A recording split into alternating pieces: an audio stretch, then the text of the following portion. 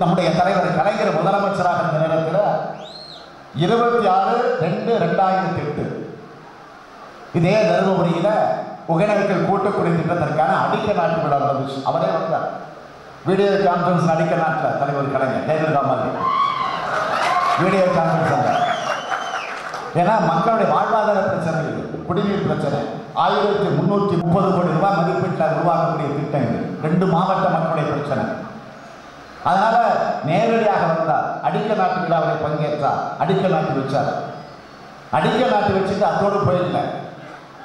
ஆக அதற்கு பிறகு இதை இன்னும் அதிகமான அளவுக்கு பணம் தேவைப்படுகிறது கருதி 1330 என்பது 1334 கோடி ரூபாய் செலவில் இந்த திட்டத்தை செயல்படுத்த 25/2/2008 அன்று நம்முடைய ஆட்சியில தான் ஆணை வழங்கப்பட்டுச்சு.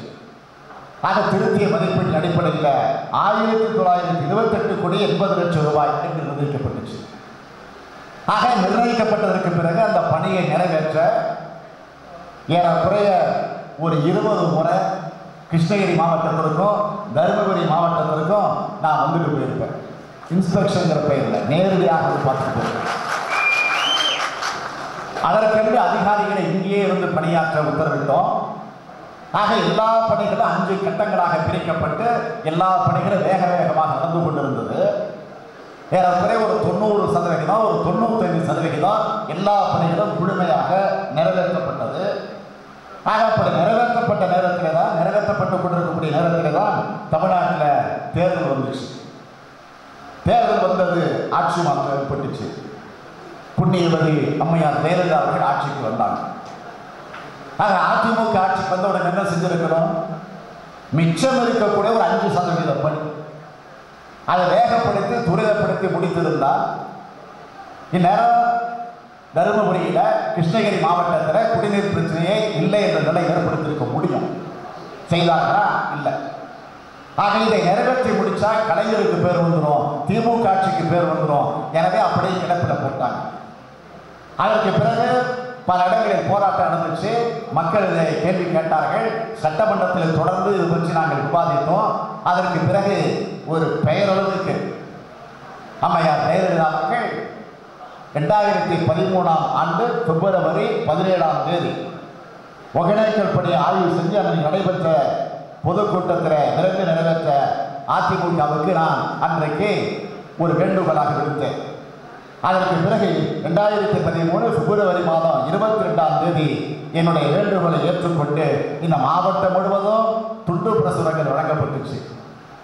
அந்த பணியை உறுதியாக நிறைவேற்ற வேண்டும் என்று சொல்லி அதற்கு பிறகு 2013ஆம் ஆண்டு ஆகஸ்ட் 29 10 இடங்களில் திராவிட முன்னேற்ற கழகத்தின் சார்பில் போராட்டங்கள் நடந்துச்சு. இதையெல்லாம் பார்த்து ஜெயலலிதா அவர்கள் அவசரமாக 29/5/2013 அன்று இந்த திட்டத்தை தொடங்கி வைக்கப் போகிறேன் என்று சொன்னார்.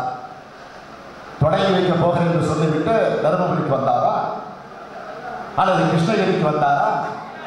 நேரடியாக வந்து திறந்து வைத்தாரா? வந்து பார்வையிட்டாரா? கிடையாது.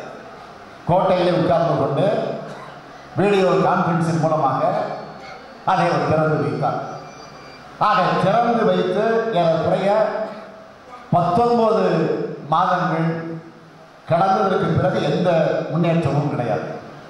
2013 தொடங்கி வைக்கப்பட்டு இன்னைக்கு 2014 ஆக ஏறக்குறைய 1.5 வருஷம் ஆகுது. இது வரைக்கும் முழுமையாக தருமபுரியில் கிருஷ்ணகிரி மாவட்டத்தில் தண்ணீர் கிடைத்துக் கொண்டிருக்கிறதா? ஒகேனக்கல் கூட்டுக்குடிநீர் திட்டம் கிடையாது. 50% கூட இங்கே கிடையாது. கிருஷ்ணகிரியில் 40% கூட தண்ணீர் கிடையாது. ஆக இந்த நிலையிலே தான் இந்த ஆட்சி இன்றைக்கு நடந்து கொண்டிருக்கிறதை தவிர வேற இல்லை. ஆக இதையெல்லாம் நீங்கள் உணர்ந்து பார்க்க வேண்டும்.